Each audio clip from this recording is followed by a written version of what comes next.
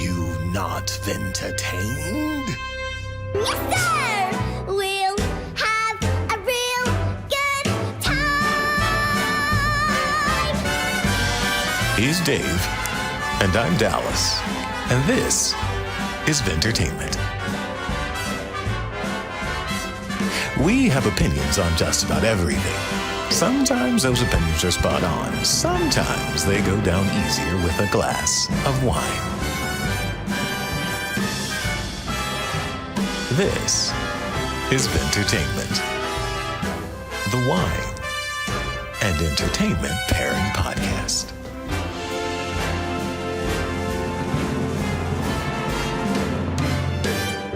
Welcome back, everybody. This is the podcast where we pair wine with entertainment. It is as simple as that. And today we are joined by a very special returning guest, Decarceration, the man who spent 10 years locked away in an American prison and now watches and reviews all the movies he missed while away. And in order to give you a peek into who Decarceration is, let's just go right to his amazing Substack. Direct quote. The purpose is for me to see and review films that I did not get to see, released between the periods of late 2014 and early 2023. Because of the aforementioned programs, I did indeed see many of the big blockbusters, but I was foiled in efforts to see smaller, more challenging fare. Part of the criminal justice system involves treating inmates as if they are children. This is an attempt to rectify this. I kept a list of what I was missing when I was down, and since I've been out, I've been working my way through it. End quote. By the way, go check out Decarceration's April 25th post, his 500th post, I believe, correct, Decarceration, where he lists the 10 best movies of 2026 so far, and which today's movie was placed in the number 7 spot. So go find his Substack at fromtheYard2theArthouse.substack.com. So listeners, let's welcome Decarceration back to the show and see if we can, that's right. Applause here. And then let's see if we can, I'm sure there is actually. Riverside probably gives us like a audience applause. It totally does. Effect. It totally does. I should find that real quick. Actually, I was thinking about it. Pause. Yeah. Yeah, go for it. So media clapping. Okay, Dallas, say welcome Decarceration gotcha, one more time. We'll go back. All right. So listeners, let's welcome Decarceration back to the show.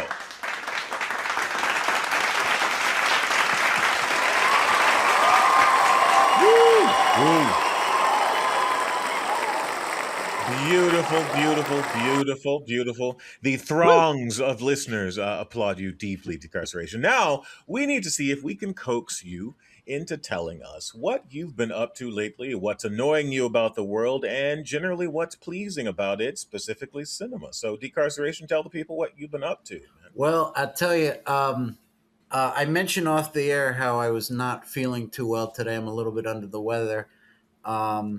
And I think part of that has to do with the fact that last night I watched Citizen Vigilante. It's the new film from Uwe Boll. Oh, dear Jesus. Oh, that's wow. All right. So wow. So has he found his muse? Has he created his masterpiece yet? What say you?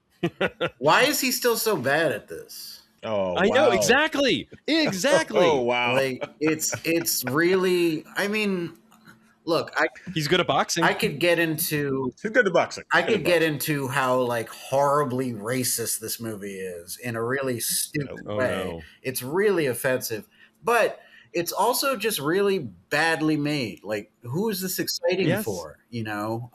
Yes. You created a movie about a white vigilante in America shooting Muslims in Europe. Right. At least be a sicko and have some fun with it, you dirty racist.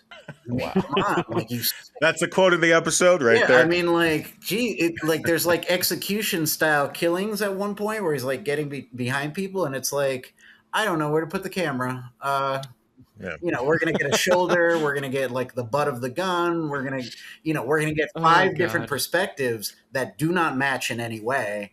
And then the bullet's going to be fired. And then we're going to do a slow-mo kill. Like, why? Is that the one with Why? Costas Mandylor? Yes. Or yes. And, Oh, and no, you're of course burying the not. lead, but yes. Yeah.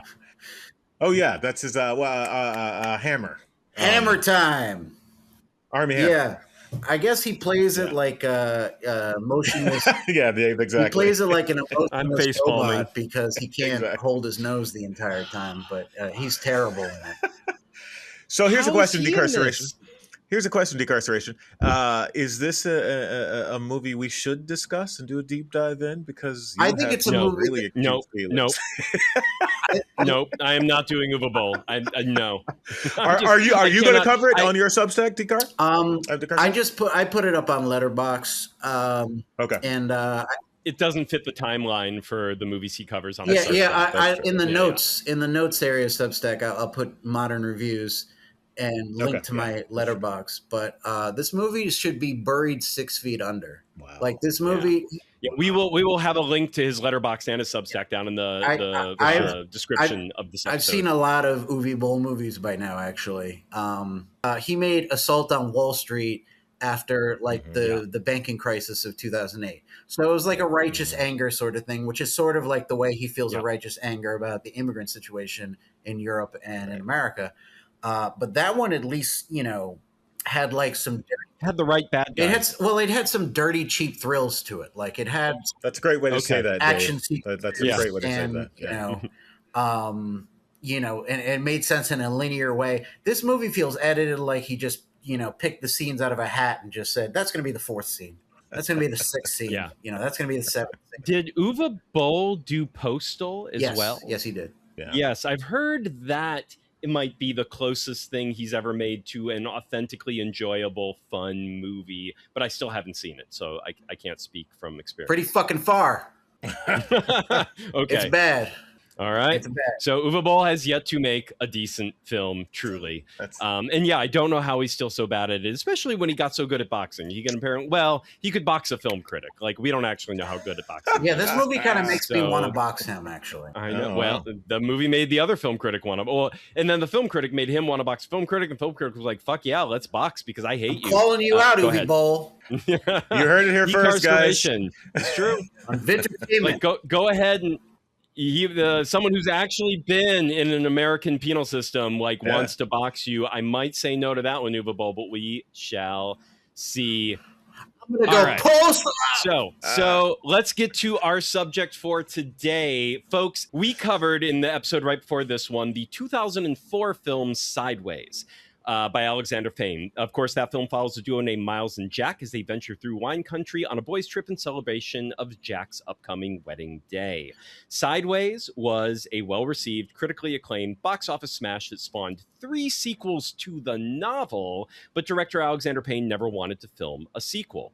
So no film sequel. And without Payne's involvement, surprisingly, Fox Searchlight had no interest in pursuing a franchise either, in a rare a rare move for a studio to be like, yeah, we're not going to move on without the original director.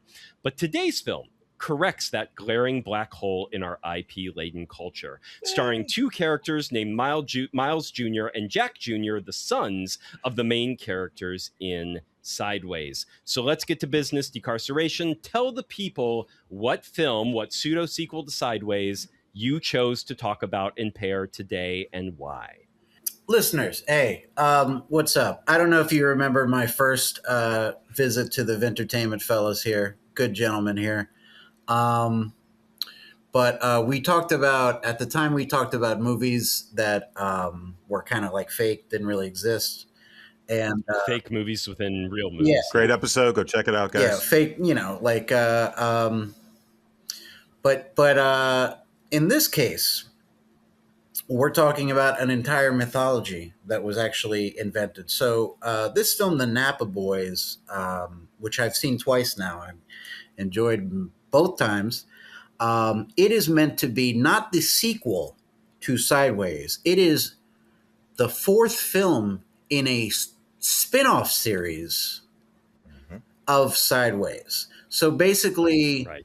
the idea is that Sideways became a hit in our universe and in their universe. But in their universe, they followed it up with basically direct to DVD sex comedy spin-offs, and they made it more of a bro-centric kind of celebration Yep. of, bad behavior. I think the template is the spin-off sequels to American Pie, which of which there are several. When I was down in prison, I met a guy who actually proudly admitted he owned all of them. Yeah. He had a long sentence. I don't know what. Maybe those.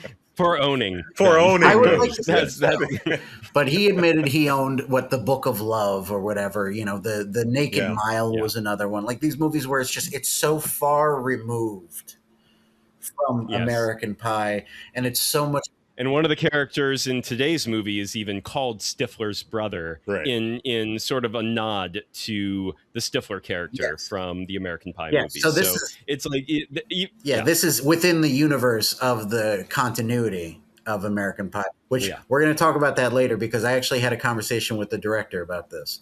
But oh, cool. Yes, but yeah. So this movie, obviously, this is the Napa Boys 4. Officially. So it's moving along the level of just like you understand what the conflicts are, you understand what the problems are, and yet it insists on kind of repeating them and regurgitating them again and again, as far as kind of emphasizing proper sequel. Yes, and emphasizing how these IPs work, which is if there's any growth of the character or evolution of the story, it must be undone in order to provide more conflict. There are, as we said, 5 sequels to American Pie, and they have collectively grossed almost $1 billion. All right, let's pick. That's why they do them. They wouldn't keep doing them if they didn't. Exactly. So make your dumb movie, guys. Well, wait for someone to pay you a decent amount of money to make the dumb movies. That's why you do them.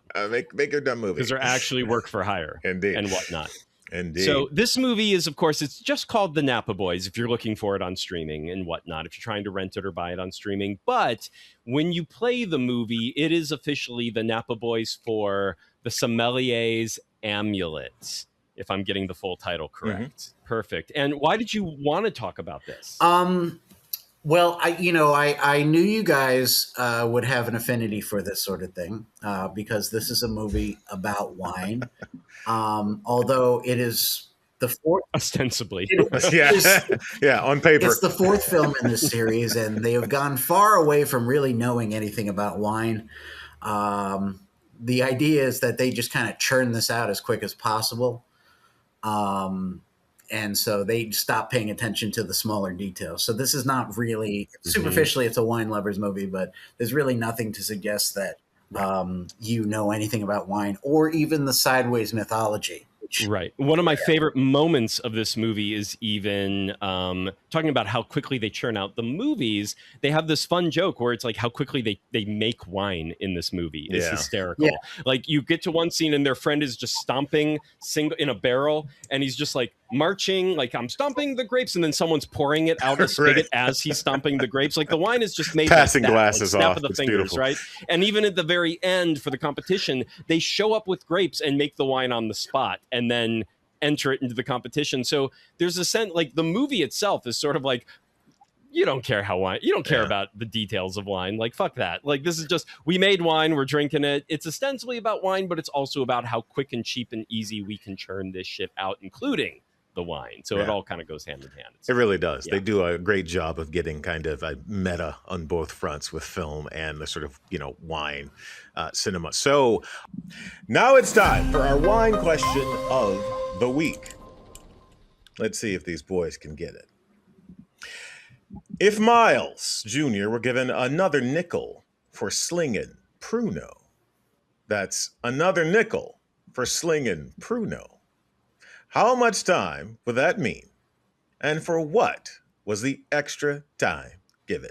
Your choices are A, 5 months for making raisin ice cream, B, 5 years for making alcohol, C, 15 years for making illicit drugs, or D, 50 years for making industrial strength laxatives. Again, that's another nickel for slinging Pruno.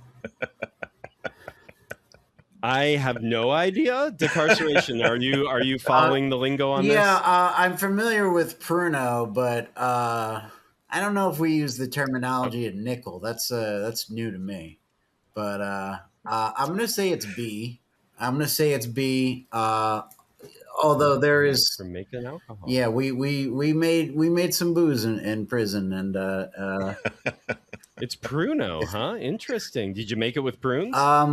well, technically, you can kind of, anything that's, Just fruit in general, Any right? yeah, You're pruning the something, the fruit we or use whatever. You're just letting it oranges, sit. we Yeah, use yeah, all yeah. sorts of things. Whenever we used it enough, they would kind of ban it from the cafeteria. You'd always Got it. find something. Got it. And, it's a perfect thing to drink if you want brain damage. So, Yeah, Yeah. yeah. Yeah. I was gonna say anything with sugar and like a little bit of like water hydration in it, like will ferment. You give Yeah. it time. And So actually, it's, like, it's hard. don't forget, Dave, when we were talking about the Alabama solution, we mentioned the botulism, rates Prison of wine. botulism, Yeah, yeah. prison wine that generally pops up. So, what about you, Dave? What's your answer? All right. Well, I'm going to go with Decarceration's wisdom on this. I want it to be 5 months of making raisin ice cream, but I know it's not. It is so it is not. And of course, with this movie, we'll talk about the opening in just a moment, but 50 years of making industrial strength laxatives would have been very apropos for this movie. But we're not going to do that either. I'm going to go with Decarceration's wisdom. I bow to it. 5 years of making alcohol B.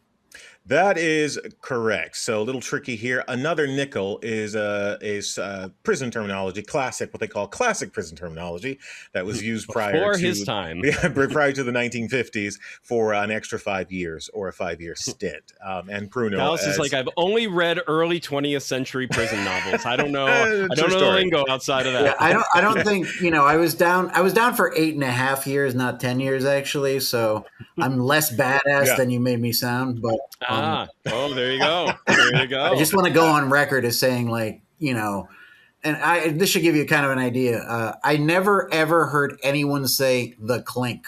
Yeah, exactly. So that should give you an idea. Like lingo is not really, That's it doesn't right. always. Yeah, it does evolve. Language evolves over time. This is the combination of classic lingo and that newfangled prison terminology.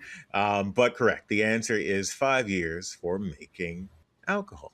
All right. And Decarceration, why don't you kick us off? Introduce the Napa Boys for our listeners here. All right. The Napa Boys is co-written by and co-stars Armin Weitzman and Nick Corrossi, who also serves as director. The film is produced by Weitzman, Mike Rosenstein, who produced The Eric Andre Show and Zoolander 2 for Sunset Rose Pictures, and Aaron Owens, who produced Another Period. I think that's the Comedy Central television show. And an executive producer on this project is also Jared Carmichael.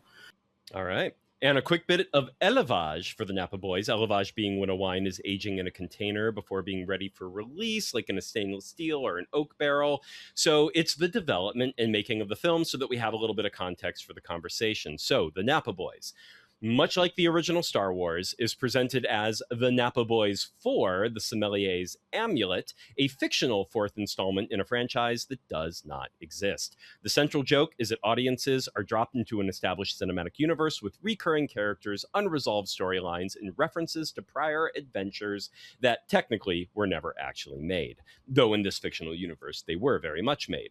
The story follows Jack Jr. and Miles Jr. along with the rest of the Napa Boys gang as they embark on another wine-soaked adventure through California wine country. Their journey is initiated by a mysterious figure known as the Sommelier, and they are joined by Puck, a young podcaster who is also the group's biggest fan.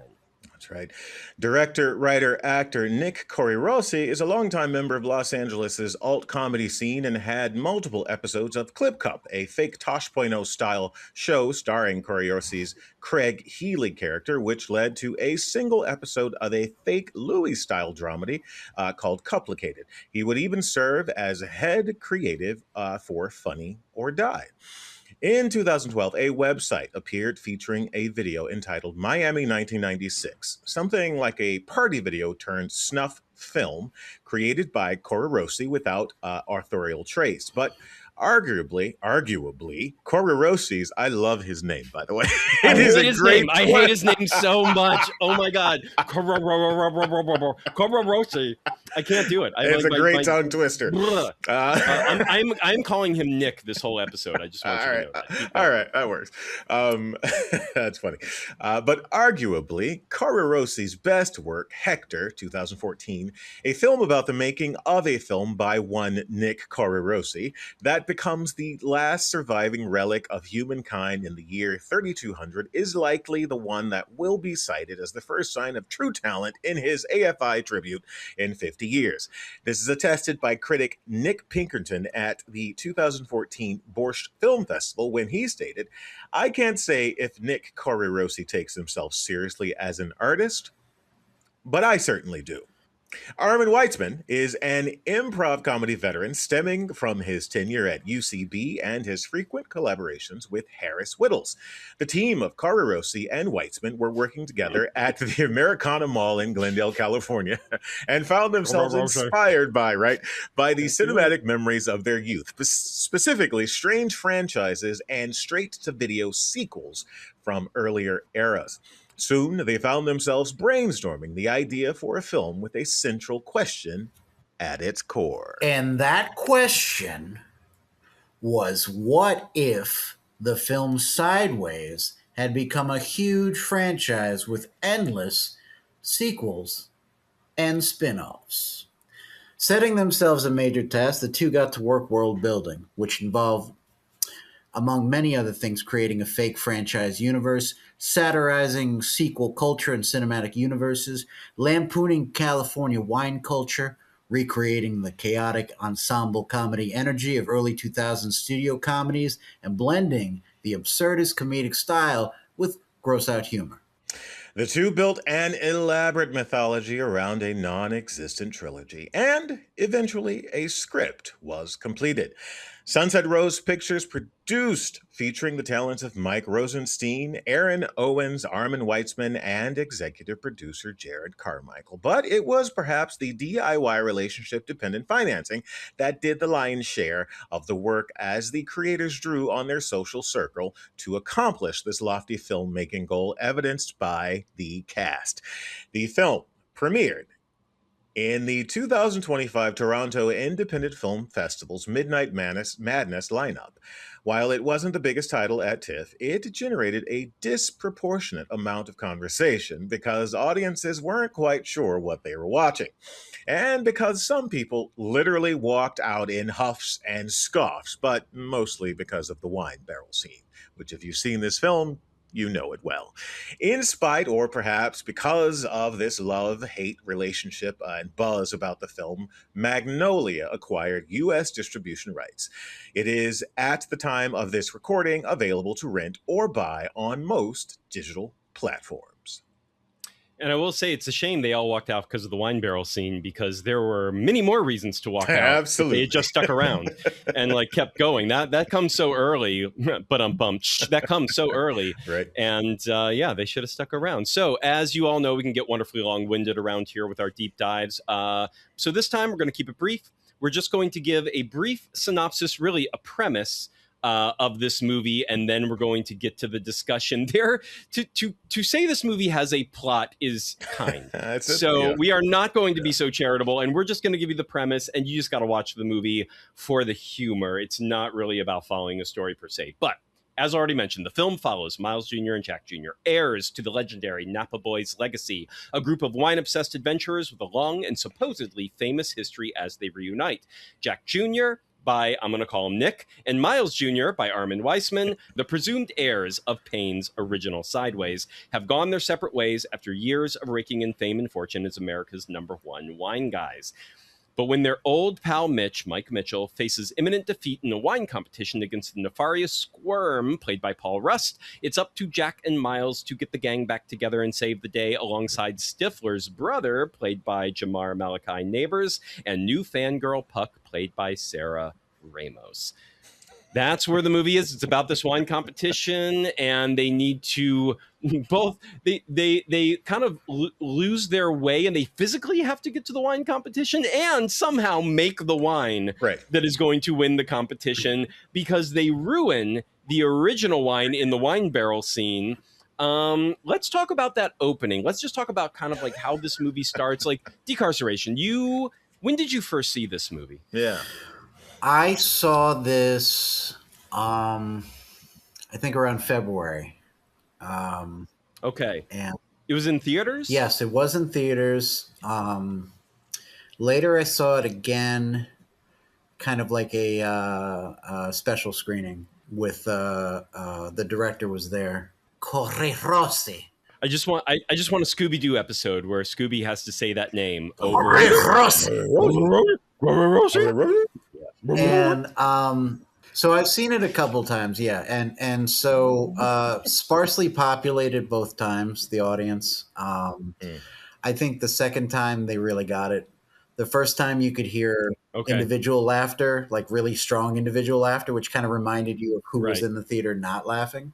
Right. Because it is sort of like there's a certain level of it's interesting because to me there's two things going on here which makes Nico Rossi stand out as somebody who really has a vision, which is early on at the beginning you have kind of like there's a little bit of sentimentality, and it feels like a little bit of like a curdled toxic sentimentality, like the idea that you spent a lot of time with these characters and now you care about them, which I think is interesting because you see that in a lot of other franchises, and it's a very big assumption. It's the assumption that like, oh, this guy's been in 4 movies and you really are invested in him because he was in those 4 movies. And that's a stretch, I mean, I don't think I've ever heard anybody say anything interesting about Samuel Jackson's Nick Fury. Like, Right. Yeah. what are his characteristics? I have no idea. And that's been like 20 movies that he showed up in, but also like something like these direct to DVD sequels, they play fast and loose. And a lot of times they even recast people. So the guy that this person was is totally different from how he was last time for the sake of the script, because who cares?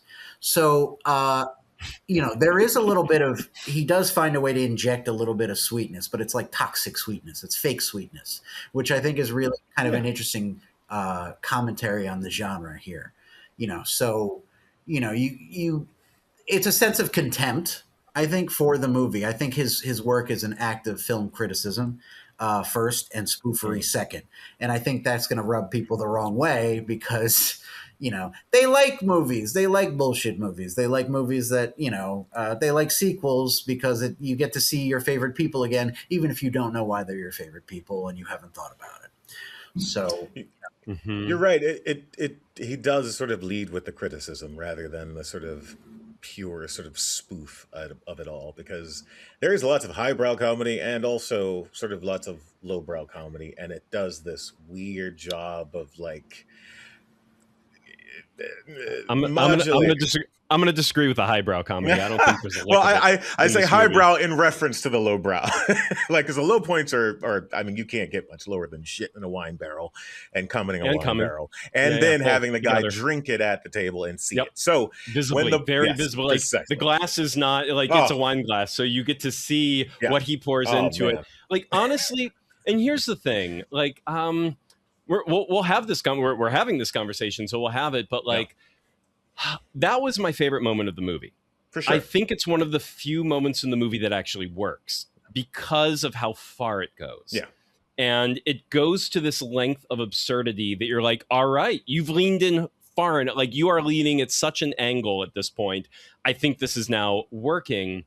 But I will say, like, I mean, I'm not someone who watches a lot of like straight to DVD franchises. It's very rare. So I'm probably not the audience to criticize for it, because I'm like, yeah, I don't watch that shit. But the humor in this movie, for the most part, didn't work for me. I will say that up front. I was definitely that person that just kept waiting for a reason to laugh. And I was like, I want to laugh, I want this to work. All the cues are there to laugh. Yeah. I yeah, love the concept. I Yeah. love the concept. I love what this film is trying to do. And maybe part of the problem is my bar in my head for a movie like this. We recently did MacGruber on this podcast. And MacGruber, it's interesting because it's kind of similar. It's a fake franchise that doesn't really exist. It's a send-up of MacGyver. But it's like this MacGruber character has existed for a long time. He's won all these military awards. He's had all these adventures. He's getting the team back together. So there's this like bullshit made-up history that then you're coming into and then coming on his modern adventure. And I mean, MacGruber had a much bigger budget than this movie. Don't get me wrong.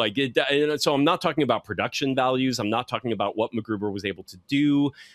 It's really just the style of humor is like, because MacGruber was also like, it's dumb comedy. It's commenting on something, but it's also just going for the joke, like a million jokes per minute and going as far into it as possible.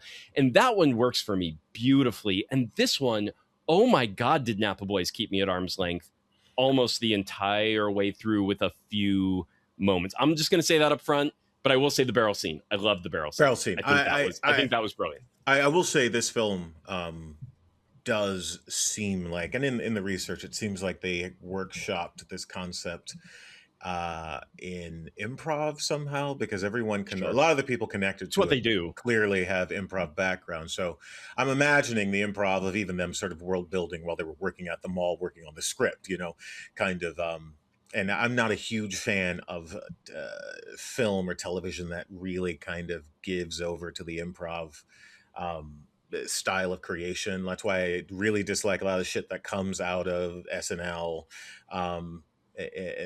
So I also usually think, like that.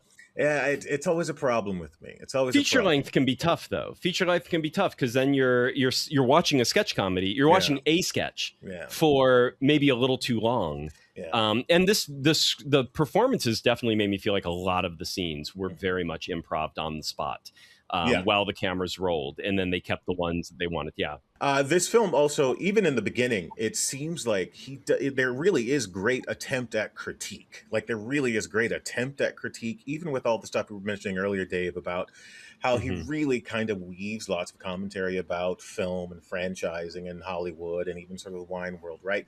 But it almost feels like the writing skill wasn't up to the intent behind. Do you know what I mean? Like it's that. I guess that's the dissonance for me. I think part of the problem, and you can comment on this, Decarceration, because in your little blurb when you put this as the 7th spot of the best films of 2026, this was back in April. To be fair, we were only a quarter of the way through 2026, but it was the best of the first quarter of 2026. You mentioned that, this was a great send-up of the sort of toxic masculinity that is often, and the misogyny that's often in the early 00s comedies of this sort. And I agree with that. Yeah.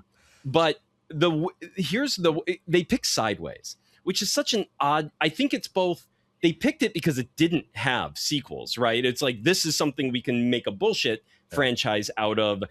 But it was also kind of an odd choice because Sideways itself is already incredibly critical of this type of misogyny. Like it is critical of its main two characters through and through. That's all the movie's really about, is how these characters are kind of terrible and they have to change or find a better way or their lives will be horrible.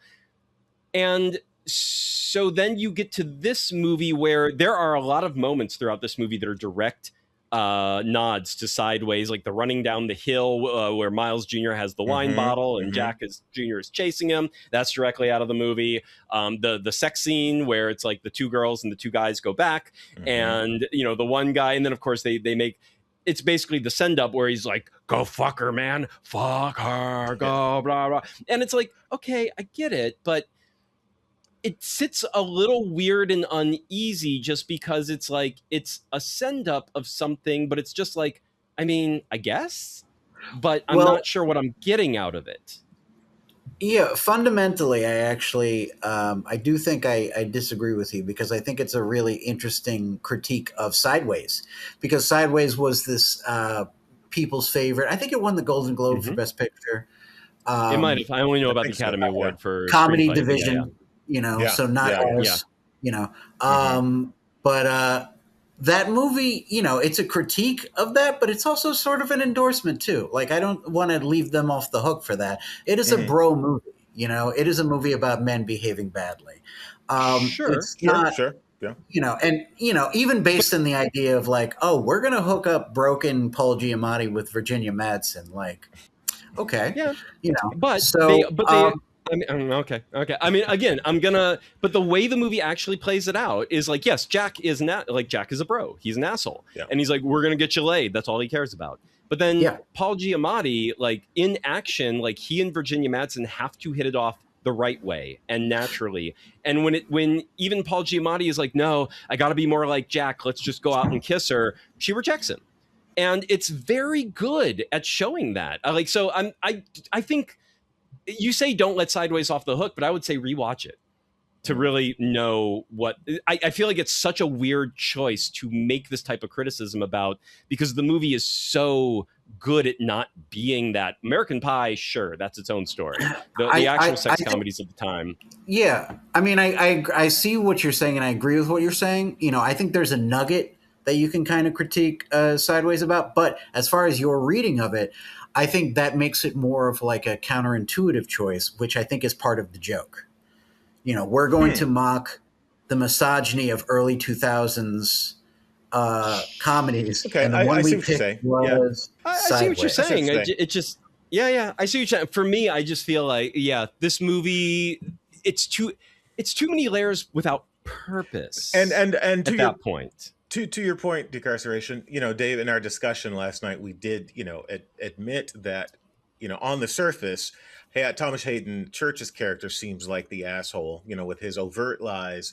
But again, the secondary character, the primary character, Miles, is also an asshole because he is, he lives by his own code, which makes room for lies and for falsehoods and all the shit like that.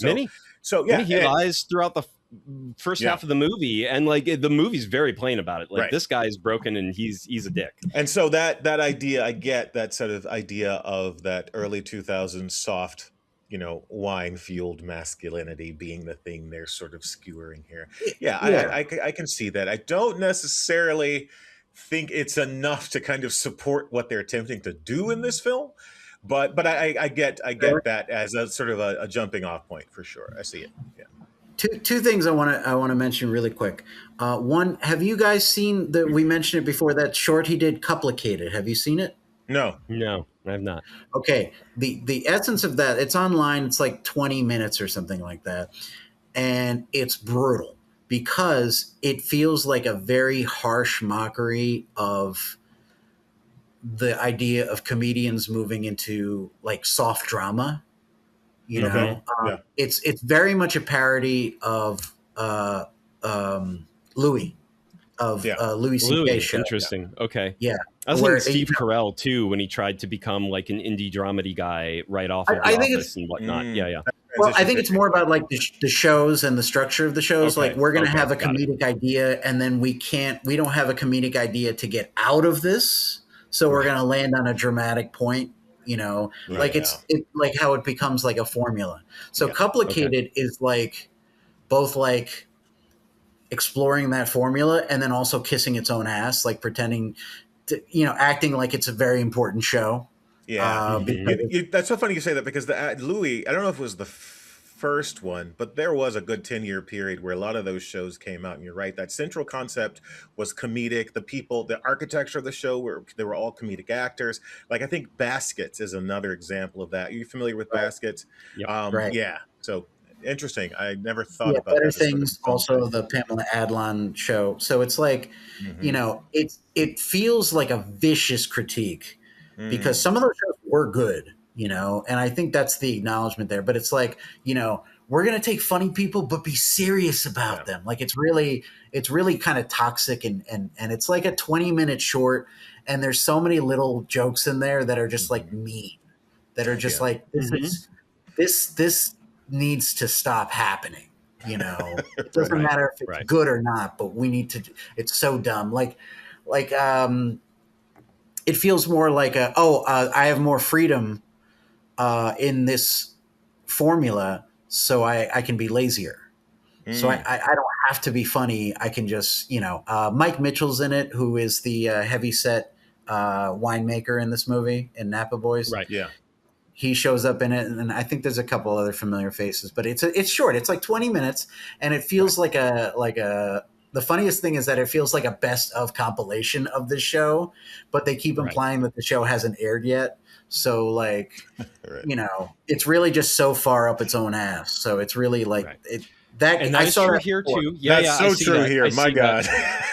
I know I see it's on purpose, and I definitely want to do. I don't think I've seen anything by this team, by these comedians, by this group of talent before, and I've heard wonderful things about them, even outside of this movie. So I definitely want to familiarize myself with that. Even people who didn't find this movie particularly funny were like, "No, I love these guys," but this was well, like, for the people who think this movie is a misfire, which I tend to agree with.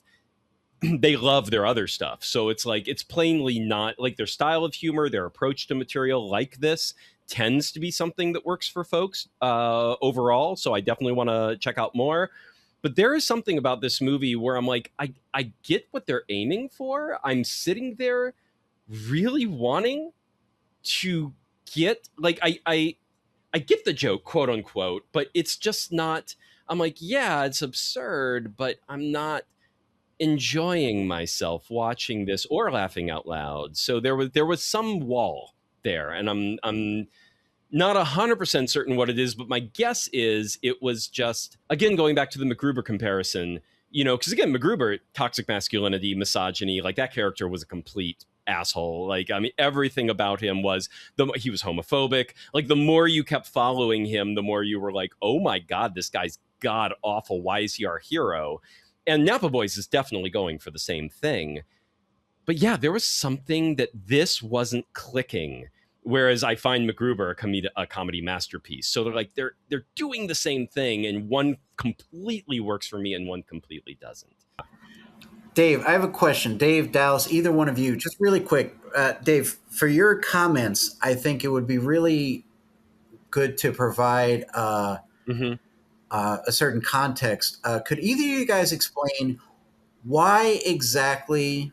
I know, but I'm saying for the audience's sake, why exactly was he ejaculating and shitting in the wine barrel? Could you? I feel like we skipped over that plot point, and I think that's necessary to provide context for the pills. To the things pills. you said. They did a mixture of pills. I'm right? trying to remember what the exact plot point was for why they had the multiple canisters of pills. It was right. The person needed a lot of pills. Yes. To enjoy the wine, and the pills got mixed up. Yeah. And so the character played by it was Miles' pills, because Miles had like a allergic reaction or something. Miles' so he's like, pills. I have to take like antihistamines for the histamines in the wine or something like that. But he had all these mini pills on the table, right? Viagra. So it was Viagra and laxative Viagra as well. Nick wound up taking. Laxatives. And so the pills get mixed, and then he has to. And he has no place to go.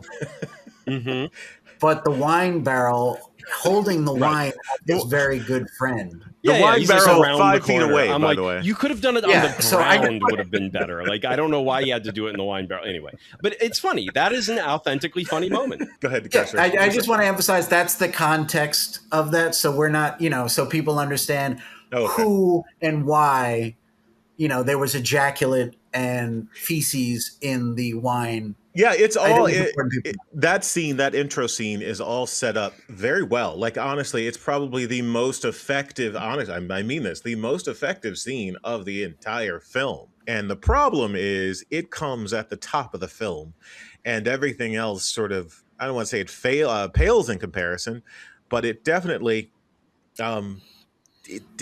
doesn't reach the mark of that fucking barrel scene. Yeah, so a lot happens after the ejaculating and the shitting in the wine bowl and the wine. I just want, for the audience, they might not be familiar with this movie. This is very under the radar. So I think we need to establish the timing of when there is ejaculate placed in the wine and the feces, and when it is consumed, and how Mhm. it is the inciting incident Right.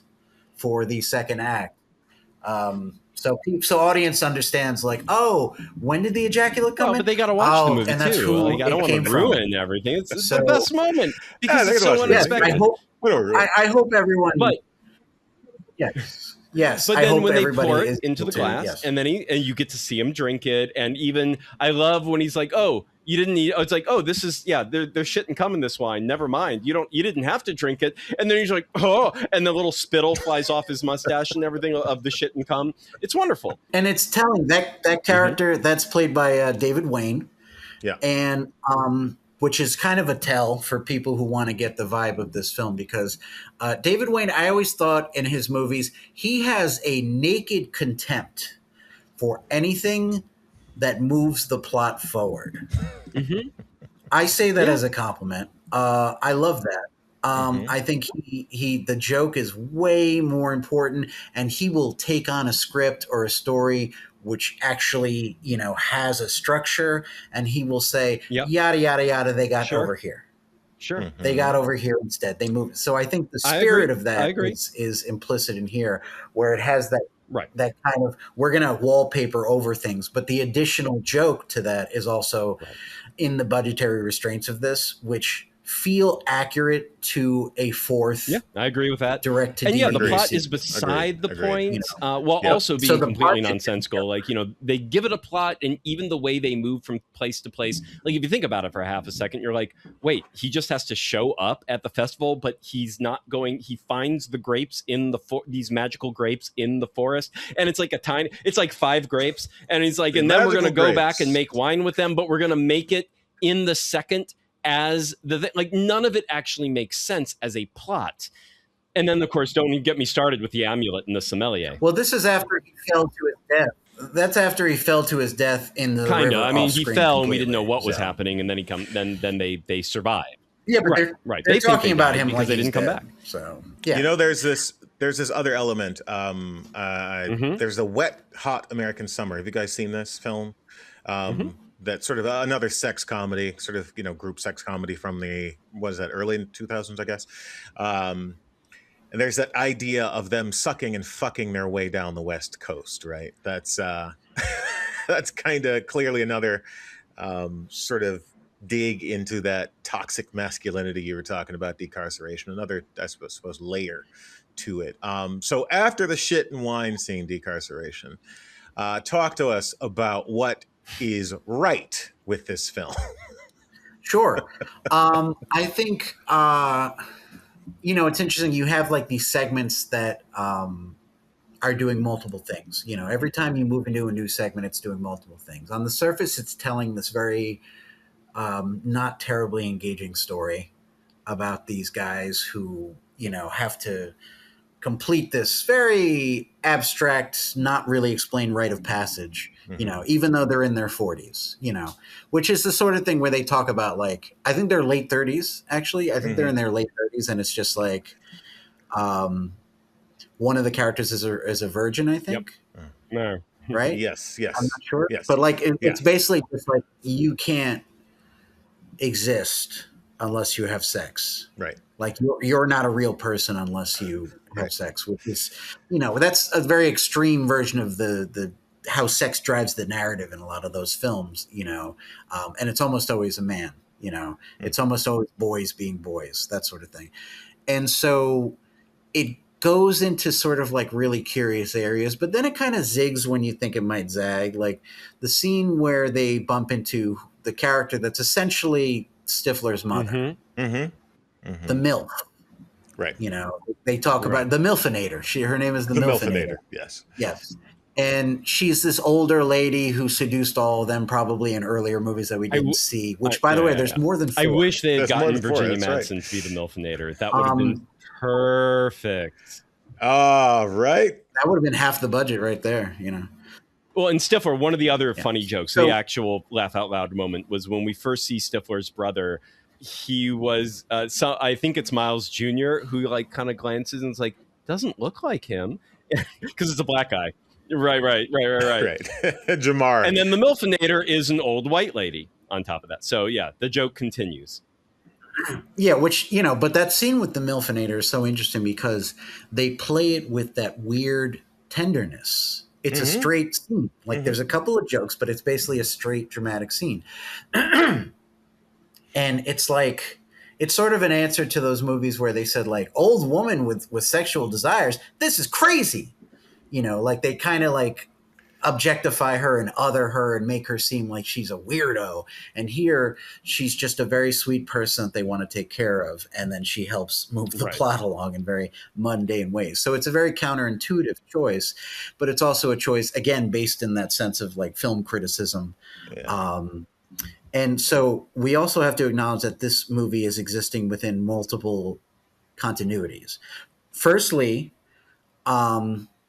there is a shirt that I met Mr. Weitzman, the co-star and co-writer. He was wearing the Crew shirt. The Crew shirt has all the Napa Boys movies on it. Mm-hmm. There are several spin-offs. Right. So it's not just the four girls, yeah. Right. And that includes the Napa Girls, who we understand, we see them, they pass away. They're returning from orbit. From a space mission. So Napa Girls lit. Whatever it was going to be lit. Right. Cora Rossi, he mentioned something about wanting to make a Napa Girls movie. He said that Aquafina was interested, but we'll see what happens. I don't know. It might have been a joke. I have no idea. It sounds like a joke. Yeah. But they're all also, jokes. They're off in the forest and they meet somebody, which I won't say for the viewers who want to see it, but they meet somebody that is part of another franchise, very wide-ranging continuity. Very indie franchise, yeah. Yes. Yeah. Very indie franchise. And it feels very, it's a little bit of like a passing of the torch, but it's also... See, it's interesting. I wanted to know where Kevin. It's okay. Let's say it. If you look this movie up, it's one of the things everyone talks about. So it's okay. It's Jay and Silent Bob. Kevin Seagal. They cameo in this movie for a nice long speech by Silent Bob, who gives the speech. Surprisingly, I think it's interesting because the speech he gives is like a meta speech, kind of breaking the fourth wall and saying like, indie filmmaking, you kind of have to, give people a hand or whatever. But it felt also felt a little bit like backhanded. Yeah. Like it's a little bit like it's kind of a condescending thing that indie filmmakers tell each Kevin other. Smith It's is like, one of don't his worry about harshest critics. Like he thinks he's a terrible filmmaker. Like he says it all the time. So I think that, and to be fair, the Jay and Silent Bob moment, as almost eye-rolly as you want it to be, that was one of the rare moments I liked as well in this movie, where I was like, no, actually, this works. This works in this context. This works in this movie. Yeah, I saw the movie. Okay, this is kind of obnoxious. I'm dropping a name. The second special screening that I saw, it was at Kevin Smith's theater. He was there. Oh, okay, very good. He had not seen the movie, which makes me think, when he gives that speech, he's coming from a different place than Nick Corarossi. I think Kevin Smith is coming from a very sincere place when he makes that speech. But I think the way it's framed in the movie, I think it's a kind of a very dumb, kind of condescending, like, hey, we're part of the same universe, but also we're both filmmakers and keep it on. Yeah. Like it's very like superficial. He doesn't really tell him anything that's really like motivational or really powerful. I didn't, I didn't get that at all. I thought it was kind of like a little condescending. But it's funny. Kevin Smith, he sees it. He's sitting in the back of the theater. He's watching for the first time. He had a great time. I don't think he really grasped that. I think it was just like, he was viewing it as like, that's me, Kevin Smith on screen. Yeah. And that's pretty cool. Yeah. I mean, nice guy, but I don't know. I don't know if he's on the same wavelength that they're operating on in this film, which is that kind of undercurrent of ugliness, I think. The critique, Kevin Smith doesn't seem like a guy who critiques a lot. I know he's outspoken, but I think he critiques himself a lot in his own. I think Kevin Smith is one of those people where I think he has a love-hate relationship with mainstream Hollywood and mainstream cinema, because he would love to be able to be good at it, but like he did Cop Out, And it was like, even he admits, he's like, I didn't know what the fuck I was doing. This is not the kind of filmmaker I can be. Yeah, Even that's true. like, Yeah. I just don't even know how to approach that type of filmmaking. And so I think, but he would love for that to be natural to him. He would love for that to be like, I can make a buddy cop action movie anytime Hollywood wants to hire me. I think he would love to be that director, but he's just not. And so I think there's a frustration there born, and that he definitely takes out of Hollywood and takes out on Hollywood. And there's plenty of critique to give Hollywood that's absolutely true. But I do think for him, it's love-hate. I will say the guys behind this film, Cora Rossi and Weitzman, they seem really sure of themselves, which is great. You know, And you have to with a comedy very like this, sure-handed when it comes to what they're writing, and you absolutely, and that's a testament to them for sure. And then their background, because they've been doing this kind of send-up stuff for a while, you know, in different realms. But I'm really excited to see what they do in maybe 4 or 5 pictures from now, because the writing of this film doesn't hold up to, as we talked about earlier, Decarceration, the intent. And you know, there's clear some skill there. I mean, they're great at sort of this commentary, the skewering, this sort of taking all those elements and putting in a blender and creating something that essentially acts The as a intent is send up, clear, spoof, too, but yeah. also critique, which is difficult. Yes, yeah, but I'm not sure the writing chops, and maybe it's just a testament to how they wrote it in this sort of improv. It's kind also of comedy. back It and can be a forth kind of misfire, style. right? It's But like, even the MacGruber it's team, also like comedy. It those can be a early misfire. sketches they It's made true. of MacGruber were apparently not that good. It was 2-1 note, 2-1 joke. Then they made the movie. They made a series just True, a couple yeah. years ago that I have no idea how good that is. It didn't seem to make much of Yeah. a splash, even though the movie is now a cult hit. So it's comedy, which is hit or miss. Like, even if you have Show's okay. yeah. So I Yeah. think with comedy, it is Yeah. so hit or miss. Like, even a really talented comedian, there's a reason they workshop their live shows. And the workshopping, like, no matter how good you are in those initial stages, you have a lot of jokes that it's like, all right, that I'm delivering this wrong, Yeah. or the order of the jokes isn't right, or the joke itself, like, a couple of these got to go. They're just not landing with any audience. Comedy is hard. Comedy is insanely hard. And so even though these guys are plainly talented with what their resume is, which is why I don't even think it's going to take 4 or 5 movies from now, I just think this one, at least for me, this is a misfire. I get the intent. It's got a couple of moments, but sitting through 93 minutes of this, I was like, oh God, I wish I liked this better. I wish I could get more into it. You know, the ending in particular, like the last 20 minutes, I think looking at this and looking at Complicated and kind of getting a little bit of the sense of where they're coming from, I think what interests me is how they play with structure. I don't think a third act is that important to them as much as making a point about third act, because the third act here in this film goes completely off the rails. It starts tackling all It's these okay. issues. They were so not And I plot think- motivated to begin with. I'm not sure anyone cared anyway, so it works. Yeah, and like, but like, I think what's interesting to me, and there is a moral core to these critiques. Mm-hmm. You know, when you're talking about misogyny, when you're talking about cynicism, when you're talking about how characters matter until they don't matter, you know, how you're going to kind of toss them off like they don't, like, you know, and something like Squirm, who, like, at one point Squirm is just like openly racist, and it's like he's already a disgusting villain that everybody dislikes, and he goes out of his way. I think he goes out of his way. I think he says something about Jewish people, which, you know, you know, he's played by a Jewish actor, and it's an absurd moment, but you know, it's like, that wasn't, you know, it's like, we need to lay it on thick to the audience that's a bad guy.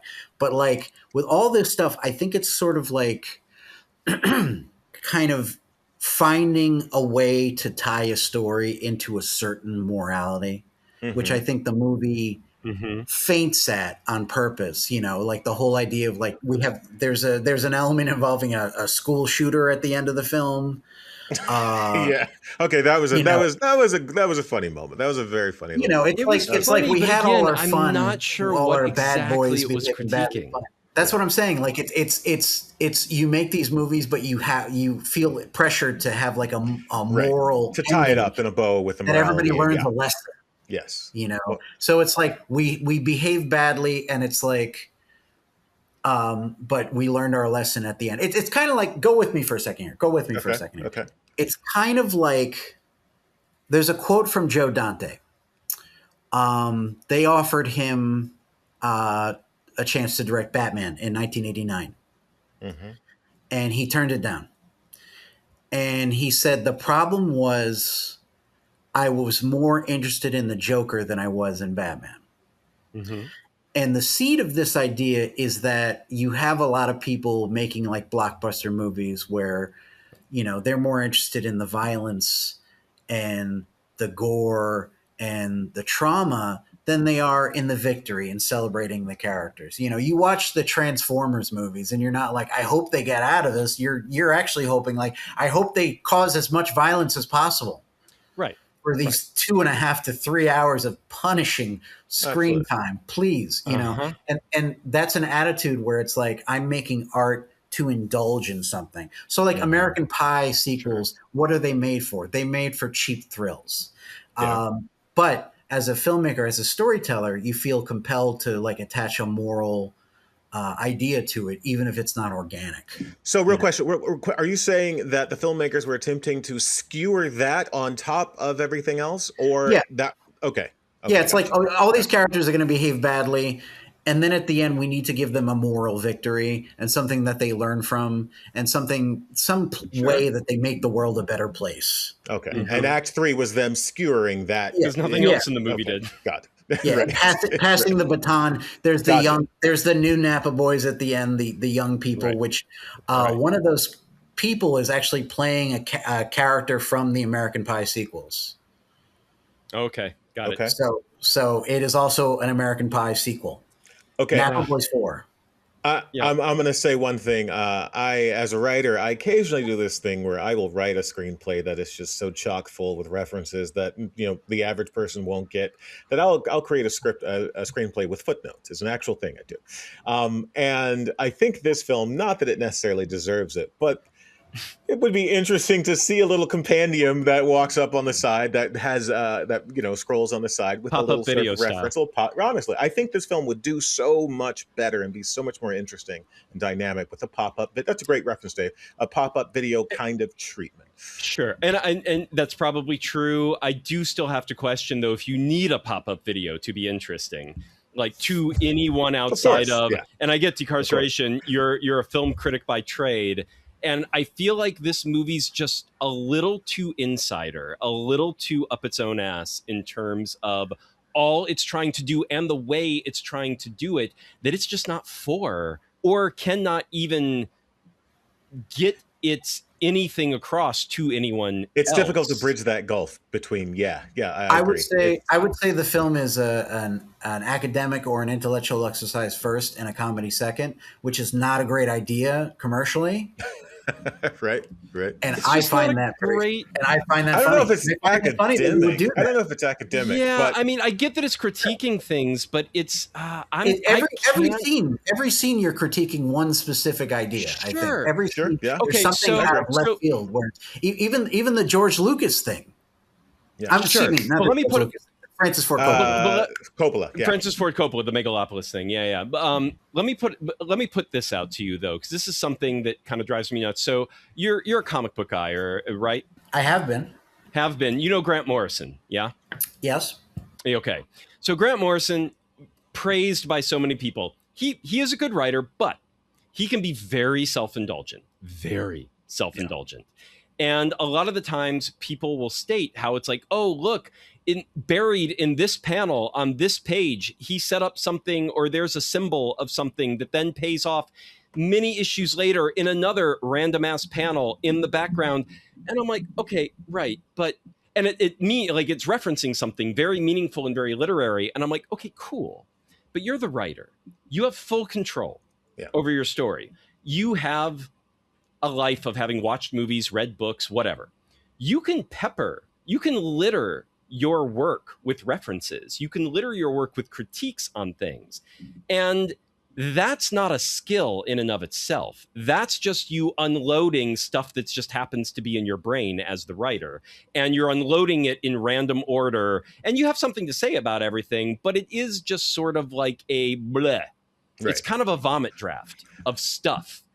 And It's like critique for the sake of critique, almost. critique. That's what, and the art is in shaping that into something where it's all going together in a certain way, and a viewer or a reader that is not you, that is not in your head, and it's not someone that is as buried in the specific minutia that you would be, because in this case it's mostly film, and so you have to be buried in the minutia of film and just want to roll in this type of critique and every reference that it's doing or every type of thing that it's doing. And I just can't quite celebrate that type of thing. I feel like the literary side of things, there's another level, there's another layer that needs to be added on top of that for it all to really reach that height and get that credit. For me, I'm gonna make that argument. And I go ahead, Decarceration. No, go. I would say I would say we're on the same page, and I think that critique is actually based in a sense of contempt. And I think I agree with that. Yeah. I don't, that's hard for a lot of people to roll with. I roll with it, but I understand that a lot of people would not want to roll with it. And I totally get it. I totally understand. Ultimately, this movie's making fun of things that bring a lot of joy to people. So I get why you'd be insulted, like a good example is something like, and this is, I'm not insulted. I'm not insulted. And I do want to roll with it. It's just not. I mean, maybe you're not connecting with me in insulted, any but I way. think it does have contempt towards certain expectations. I agree it has contempt for them, but again, that in and of itself is not literary or an art form. It's just the contempt. Now it's like, Right. what do you do with that? And just saying that it's there doesn't make it something that functions. So here at Decarceration, everything we've actually been saying, Dave, taking Dave's point that it does come off as a little critique for the sake of critique, and again, not necessarily a skill, just an ability to kind of infuse your work with footnotes, for lack of a better term, of things you despise or hate or or aren't interested in. But I think what's missing, you mentioned that third act, none of it comes together in any sort of meaningful statement about the art form or elucidates anything new or in a different perspective or different way. And that's the sort of failing in my opinion, of what you're saying, it being sort of an academic kind of exposition or sort of the way the movie begins and how it ends. It's all kind of it has been saying the same thing from. It's in the beginning same to place, end. yes. And It starts and ends in the same There's place. no real evolution there. Yeah. But isn't the ending meant to also do that thing that all franchises do where they say, we want to give you a sense of finality, but we don't want to do anything specific because we're going to do another one.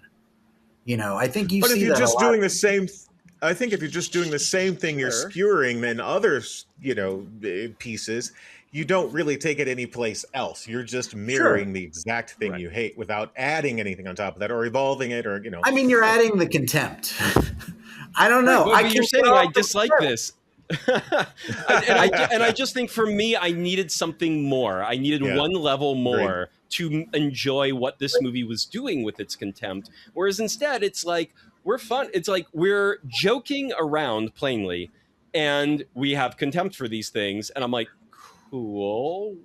Why am I what else you watching got? 93 minutes of this? Well, and I will say, go ahead.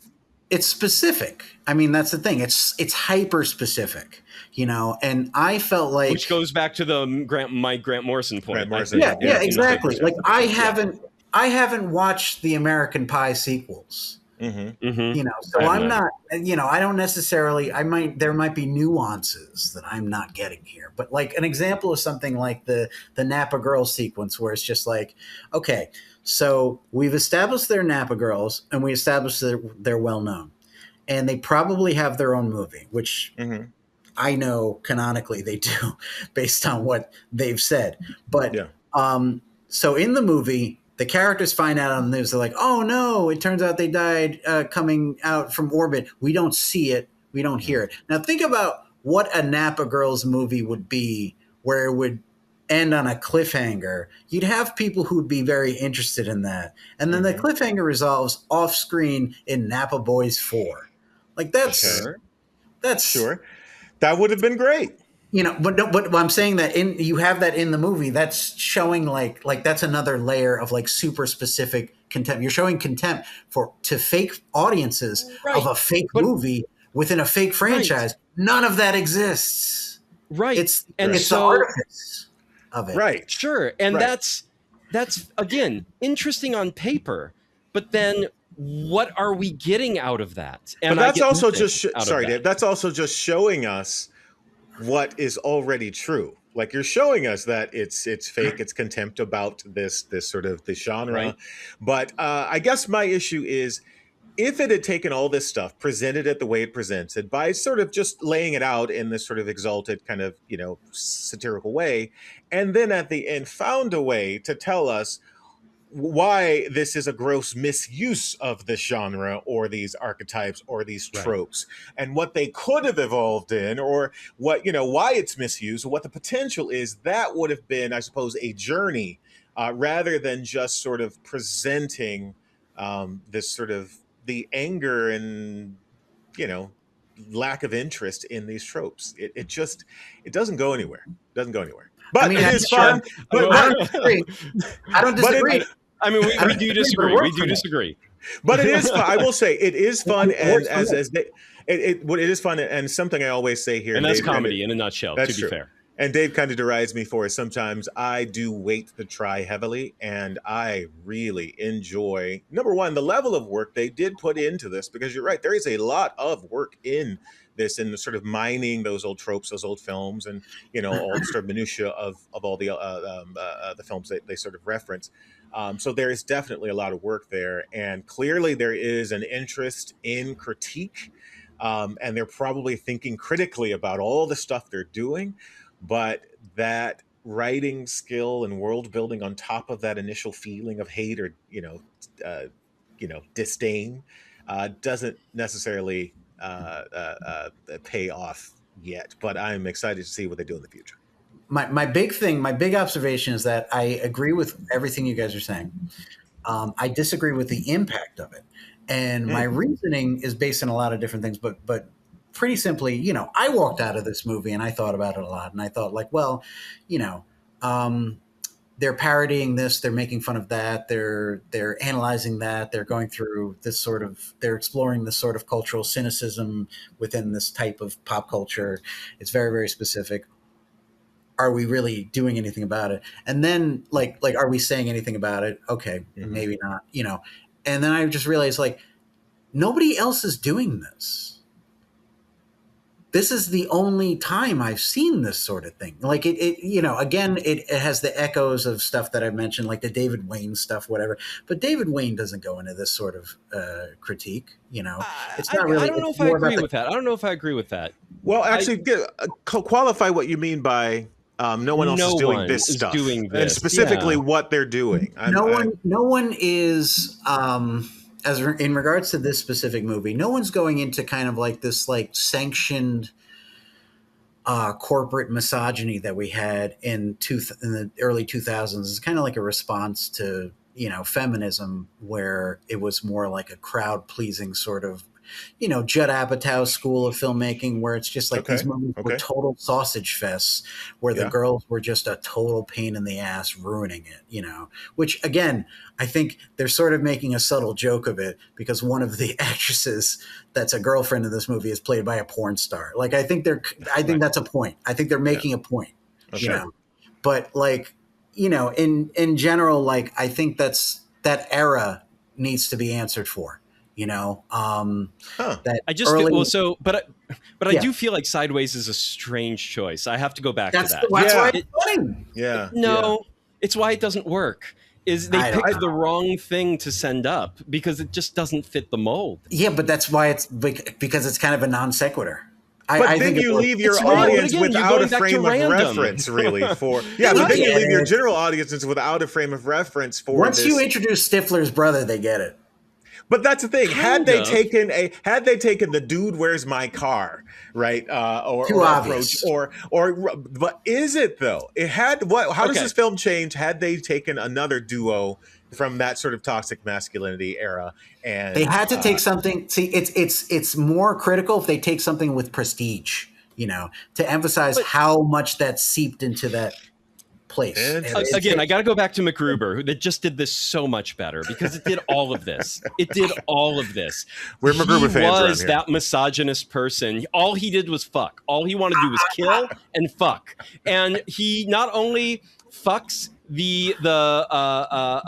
going to forget all the character names, but he has a dead wife, right? And not only does he fuck the new girl, but then he immediately leaves bed, goes to the grave of his dead wife, and fucks her ghost. Like, it is so... This is how that works, and you get the point across, and it's hysterical. I think they're trying and to do two different things. I disagree. Agreed. I agree. I disagree. I don't think they're trying to do two different things. Because MacGruber, it's not period specific. He's trying to address like a toxic masculinity. If anything, it's period specific to the 1980s, to that era of macho action stars more than anything else. Sure. Different. But I mean, they weren't that different. That's kind of the thing. The sex comedy started in the late 70s into the 80s and continued all the way to American Pie. Basically brought it back after it had this kind of lull in the 90s, in the early and mid 90s. But they're all connected. It's the American sex comedy. They didn't evolve much, if at all.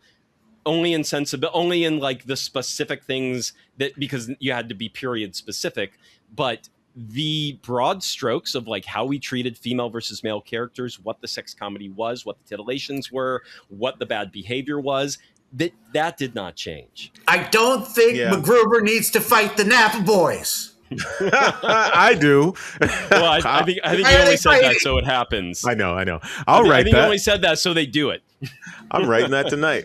All right, guys. So, actually, we got to move on. Yeah, that's what I was about to. Yeah. We gotta let's talk about pairing the wines with this movie, and then we got to call it a day because we are already at almost an hour and a half. So, Dallas, get us started. What did you pair with the Napa Boys? All right, let me pull up my notes here. So this film is a bit of a difficult watch. It's difficult to enjoy the humor as it plays out. You kind of have to go back. Oh, okay, that's the joke they were trying to make, or okay, I see the joke they were trying to make. Many times, I see the joke they're trying to make. I hear the joke they're trying to make. I see the setup, the punchline. This film is punchline heavy, joke heavy, even though the architecture around them doesn't necessarily allow for it to be funny. It seems a little, as to your point, Decarceration, in my opinion, it is a bit heavy-handed with the critique for the sake of critique. And after a while, it just seems like a couple of guys with great skill who just want to explain why they dislike all this stuff without it going anywhere. So it is bittersweet because I was really, really wanting to enjoy this film. I thought it had all the earmarks. It is... do you guys know what quinine is? You guys know what quinine is, right? It's that taste in tonic water.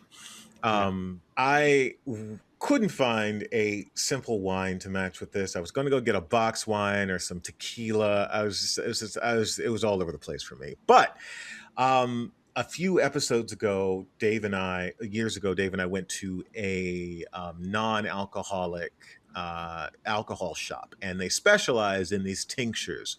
And one of them was really bitter, and I enjoy bitter sort of things. So I went with what's called the White House. It is a distinct Sicilian Amaro bitter herbal liqueur. It is quite bitter.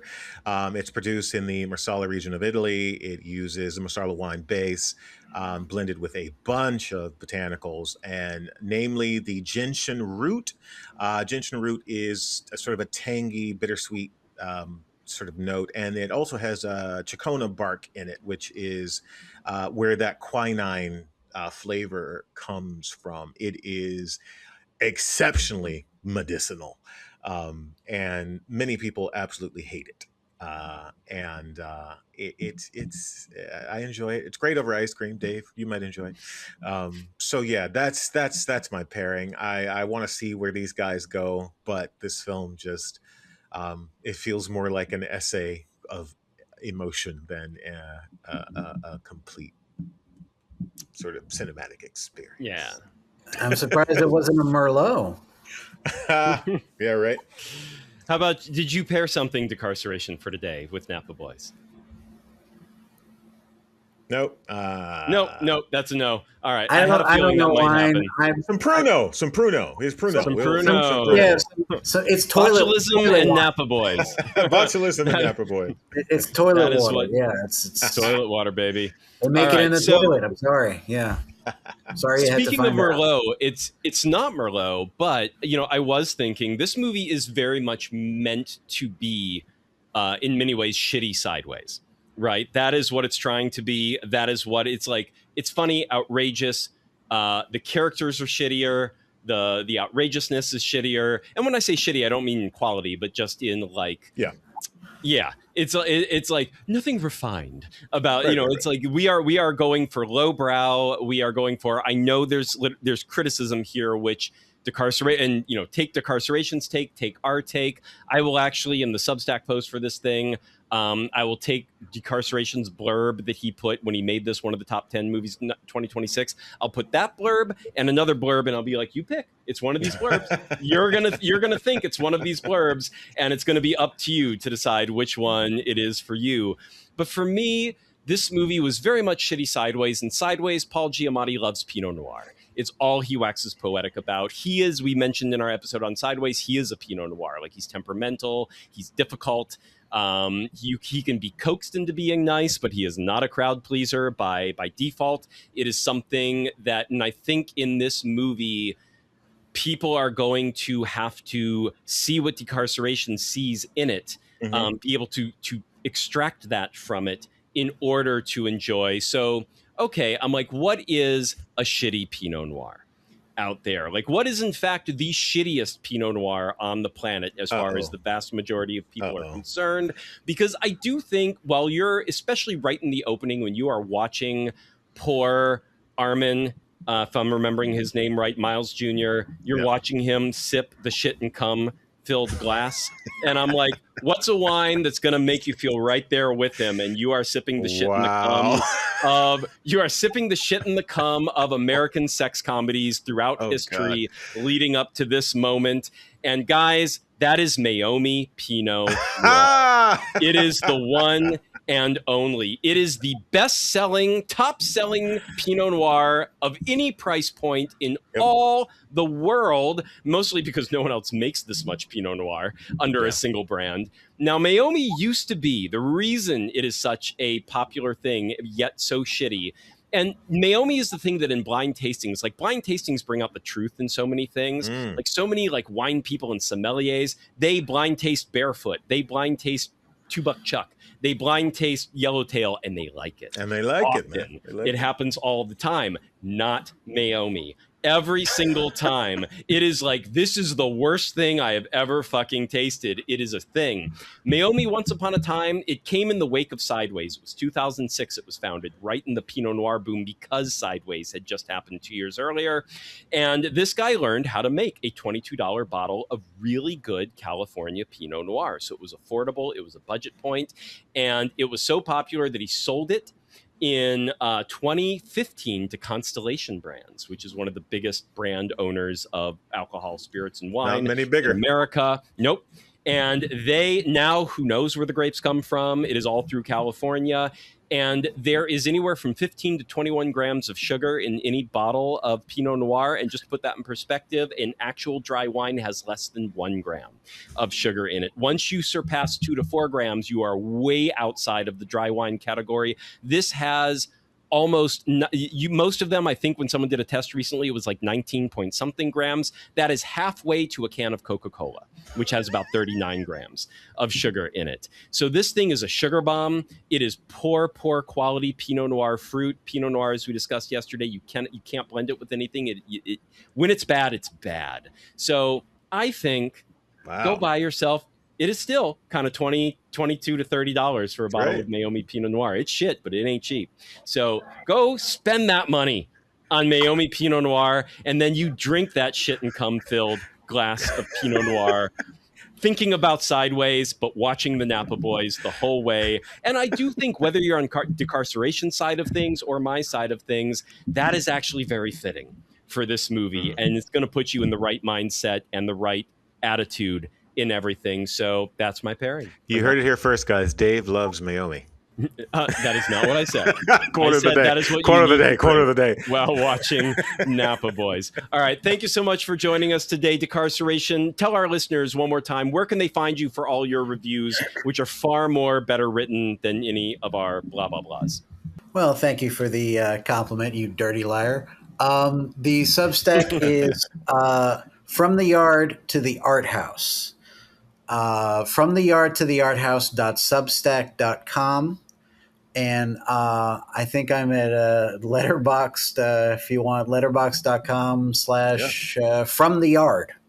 Pretty simple. From the pretty Yard. Just From the Yard. From the Yard, Beautiful. yeah. So if you want to see the stuff that doesn't fit into his window while he was incarcerated, and so that's the only thing he writes about predominantly on the Substack, but then there is Letterboxd to get his take. I try to use professional terms on Substack, and I say dirty words on Letterboxd. There he does. Absolutely, he does. I say dirty All right. words everywhere. All right. All right. So, people, be sure to join us in the upcoming weeks as we tackle a $7,000 movie that made a big splash on the festival scene, and then join us as we revisit, both Dave and myself, found a film we both found a delightful treat back in 2002, but have never seen it since. And the rest of the world gave it a splastastic 0% on Rotten Tomatoes. That's right, we're going to watch Ballistic. X versus Sever from 2002, starring Antonio Banderas and Lucy Liu, and we'll see how it holds up, or more likely, how it doesn't hold up. Let us watch this one for you, and this will probably be the wisest move. We don't recommend going back and watching it, but if you do, follow us. Anyway, now before we go, if you love what we do here, we ask only one thing, broken down into about 12 sub things. The main thing is follow and subscribe to us. That helps us grow, get us in tight with the algorithms, but then also, hey, tell a friend or a fellow cinephile or a wienephile, that's a wine lover, about us, especially if they're both. There's got to be a few of us, right?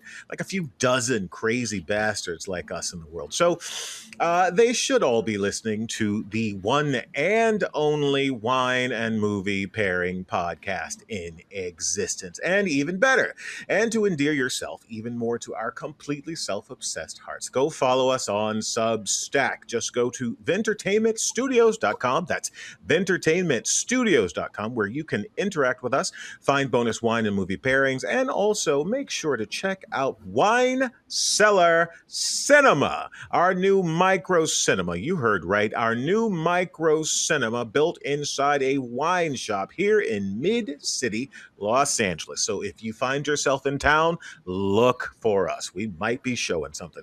Our first night of short films, each paired with a wine, a couple of weeks ago on Juneteenth. We showed 5 short films paired with 4 wines, with 3 filmmakers present for a Q&A afterwards. And it happened with World Cup mania happening in another part of the wine shop, so it was pure chaos in all the right ways that night. Just sure jubilation, camaraderie, and community with all the wine and movies.